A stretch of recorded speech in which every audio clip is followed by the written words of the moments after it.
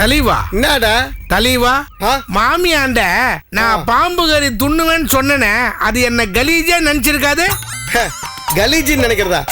Car துப்பின்னு போட்டாங்கடா. தலைவா என் இமேஜே வேஸ்டா போச்சே. நீ ஏன் ஒரு டேமேஜ்? உனக்கு என்னடா இமேஜ்? என்ன சைமனு எப்படிக்கிற? பாவாத்தியாரே நான் நல்லா இருக்கிறேன். சொன்ன மாதிரியே சரக்கு அமிச்சிட்ட, அதான் துட்டு குத்துன்னு போலான்னு வந்தேன். யார் கையிலையாவது கொடுத்துட வேண்டியதானே? இல்ல நான் வர சொல்ல வாங்கிக்க போறேன். நீ இன்னத்துக்கு இம்மா தூரம் வர்ற? இல்ல உன்னையும் அப்படியே கண்டுக்குன்னு அந்த துட்டை குத்துட்டு போலான்னு வந்தேன். இதுல 10,000 ரூபாய்க்கு இது என்ன பாத்துக்க. இந்த சைமனு கை நீட்டி துட்டு வாங்க சொல்ல யாரு துட்டு தராங்கன்னு மட்டும்தான் எண்ணி பாப்பான். துட்ட எண்ணி பார்க்கவே மாட்டான். இதுதான் இந்த சைமன் பாலிசி. என்னடா சும்மாவே இருக்க சொல்லு. அதான் நீயே சொல்லிட்டே, நான் வேற என்னத்த சொல்றது. ஆமா நீ எப்ப எடுத்த இந்த பாலிசிய? சரி சரி நல்ல பாலிசிப்பா. சரி நான் கிளம்புறேன், நிறைய வேலை இருக்குது. என்னப்பா வந்தது கிளம்புறாங்கிற? சைமன் வேலை இருக்குது, வரேன் துலுக்கணும். வா தலைவா. ஏண்டி எழுத சொன்னா ஏதாவது எழுதுறியா? விளையாண்டுட்டு இருக்க நீ பாட்டுல. விளையாடு விளையாடு. இன்னும் இவ்வளவு வேற காணும். எப்ப வருவாளோ? டேய் துலுக்கானோ, இந்த பண்ண வச்சுக்கிட்டா நம்ம பீட்டர் ஹாஸ்பிட்டல் இருக்கானே, அவன் கையில கூட பாவம் செலவுக்கு அவன் என்ன பண்ணுவான்? எல்லாத்தையும் அவங்ககிட்டயே கொடுண்டு. இதுல நீ எதுவும் எடுத்தியா? டேய் எனக்கு என்ன பொண்டாட்டியா புள்ளியா? இம்மா துட்டு எனக்கு எதுக்குடா? எனக்கு தூண்டுறதுக்கும் குடிக்கிறதுக்கு இருந்தா போதும். போடா. என்ன வாசல் நின்று கத்துற? என்ன ஆச்சு? என்னடி? நான் என்ன பண்ணுவேமா? குழந்தைய பாம்பு கடிச்சிடுச்சு. மஞ்சு என்னடி சொல்ற? குழந்தைய பாம்பு கடிச்சிடுமா? இங்க தான் விளையாடிட்டு இருக்கோம். மஞ்சு மஞ்சு இங்க பாரு. ஐயோ மஞ்சு பேச்சு மூச்சு இல்லாம இருக்காளே. வாயில நொர தள்ளுது. குழந்தைய பாம்பு கடிச்சிடுச்சு. இந்த நேரம் பார்த்து ஆட்ல யாரும் இல்ல. வாயில இருந்து நொர தள்ளுது. பேசிட்டே இருந்தா எப்படி? ஒரு ஆட்டோ பிடிமா, ஹாஸ்பிடலுக்கு போலாம். எங்கடி போறது? ஆஸ்பத்திரிக்கு போறதுக்கும் ஆட்டோக்கும் பணம் வேண்டாமாடி? அம்மா ஏதாச்சும் வண்டி இருக்குதா? வண்டி இருக்கு. இதோ வைக்குதா? ஓட்டுறதுக்கு ஆள் இல்ல. நான் ஓட்டுறேன். சாவி எடுத்தோம். சாவி எடுத்து மஞ்சு மஞ்சு கடவுளே. மாமி குழந்தை துல்கான்ட்ட கொடுங்க. ஏதாவது ஆட்டோ பிடிச்சி ஹாஸ்பிட்டல் வாங்க. பாத்து துட்டை பத்தி கவலைப்பட வேண்டாம். போலாமாடா? நல்லா பிடிச்சிக்கடா குழந்தைய. அம்மா என்னம்மா அழாத அழாத. ஏதாவது ஆட்டோ வருதா பாரு. முதல்ல ஆஸ்பத்திரிக்கு போவோமா?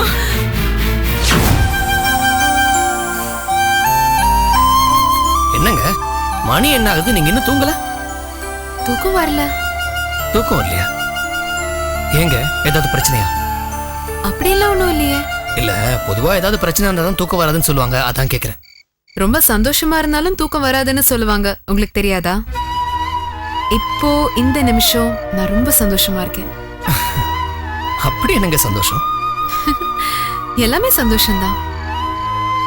பிறந்த குழந்தைக்கு பேர் வைக்கிற மாதிரி எனக்கு பேர் வச்சீங்க ஹாஸ்பிட்டல்ல. அதுக்கப்புறம் குமாரண்ண வீட்டுல அவங்க வீட்டு பொண்ணு மாதிரி என்ன தங்க வச்சீங்க. குழந்தைய ஸ்கூல்ல சேர்த்து விடுற மாதிரி என்ன வேலையில சேர்த்து விட்டீங்க. இப்படி ஒவ்வொன்றும் எனக்கு சந்தோஷத்தை கொடுக்கற விஷயங்களா நடந்துட்டு இருக்கு. இப்போ எல்லாத்தையும் விட பெரிய சந்தோஷம் என்ன தெரியுமா? இந்த காம்பவுண்ட்ல தங்கி இருக்கிறது. இவ்வளோ அன்பான பாசமான மக்கள் இருக்கிற இடத்துல தங்கி இருக்கிறது எனக்கு ரொம்ப திருப்தியா இருக்கு. ஒரு நிறைவான வாழ்க்கைய வாழற சந்தோஷம் எனக்குள்ள இருக்கு. உண்மை சொல்லணும்னா இப்போ இந்த நிமிஷம் இந்த சந்தோஷத்தோட என் உயிர் போனா கூட நான் ரொம்ப ரொம்ப ஹாப்பியா இருப்பேன். என்னங்க இப்படிலாம் பேசுறீங்க?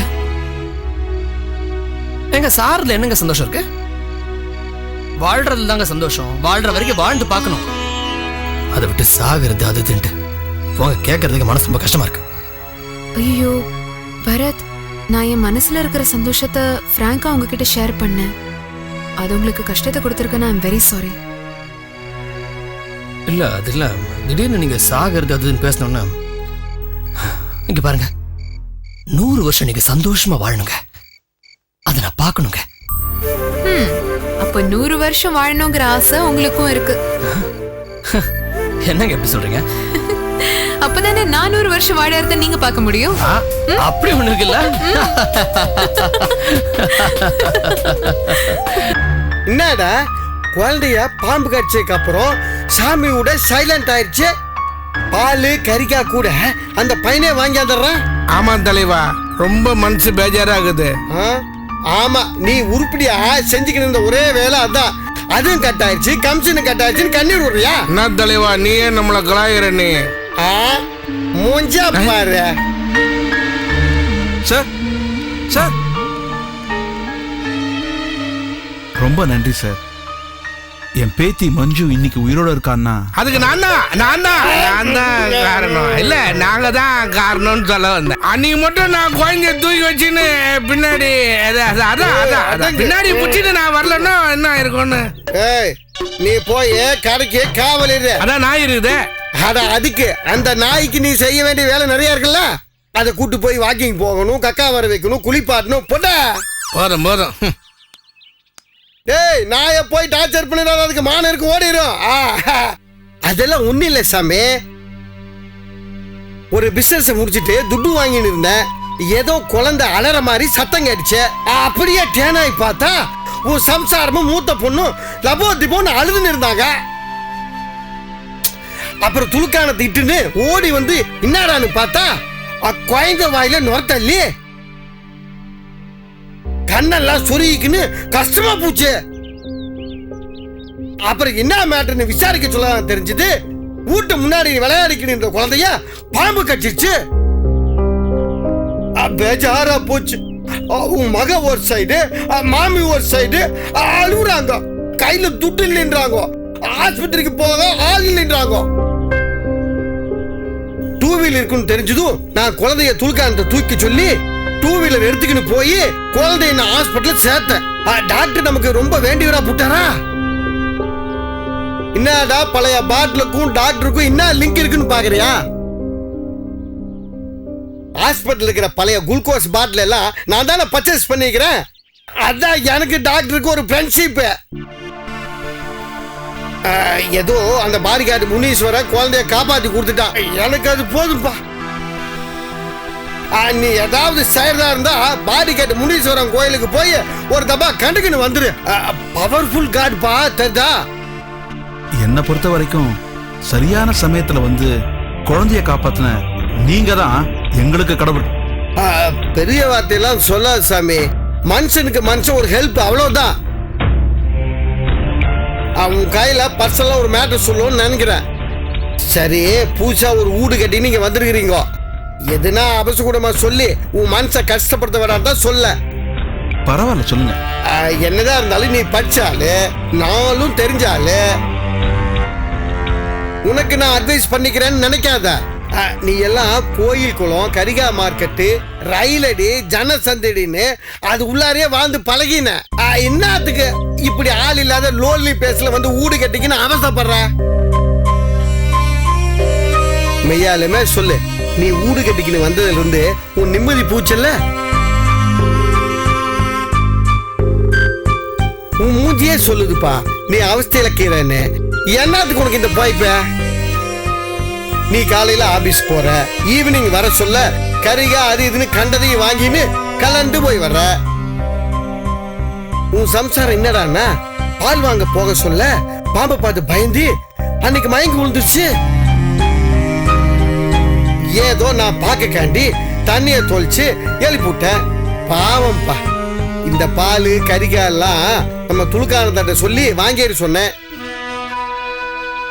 உன் செகண்ட் சன் இருக்கான்ல, ஸ்கூலுக்கு போக சொல்ல வர சொல்ல எப்ப பாரு சைக்கிள் பஞ்சர்னு தள்ளிக்கினே வர்றான், தள்ளிக்கினே போறான்.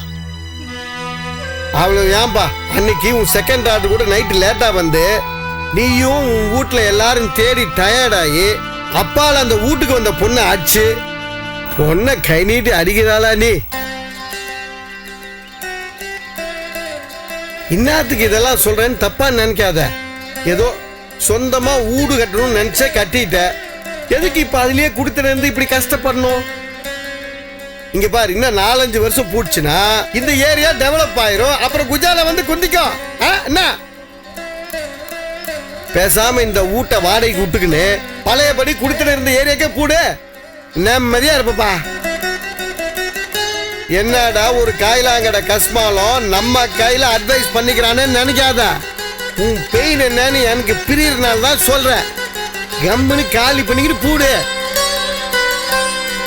ஒன்னி யோசிக்காத, உன் நல்லதுக்காண்டி சொல்றேன். அவ்வளவு பெரிய கொம்பில்லா இக்கிற மானு அதைய தண்ணியில தூக்கி போட்டா என்ன ஆகும்? அதே தம்மா துண்டு மீன் அதை தரையில தூக்கி போட்டா என்ன ஆகும்? ரெண்டும் வாழ முடியாம செத்து போடும்பா. அது மாதிரிதான்ப்பா மனுஷனும். வாழ்க்கையில 1000 பிரச்சனை வரலாம்ப்பா.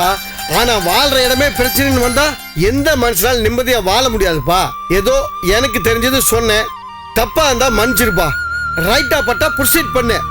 இந்த சைமன் எப்பவுமே ஸ்ட்ரைட் ஃபார்வேர்டு. வரட்டா?